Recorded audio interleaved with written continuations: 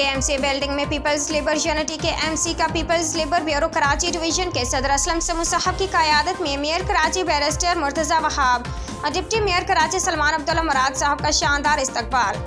इस मौके पर Peoples Labour Bureau Karachi division के सदर असलम समू ने ज़मनी बल्दियाती इलेक्शन में डिप्टी मेयर सलमान अब्दुल्ला मुराद साहब की शानदार कामयाबी पर मुबारकबाद दी और फूलों की पत्तियां निछावर की, हार पहनाए, फूलों के गुलदस्ते पेश किए।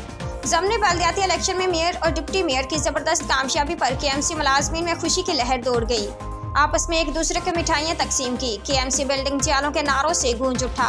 हर तरफ जिए भुट्टो, जिए बेनज़ीर, जिए बिलावल के नारों की गूंज सुनाई दी।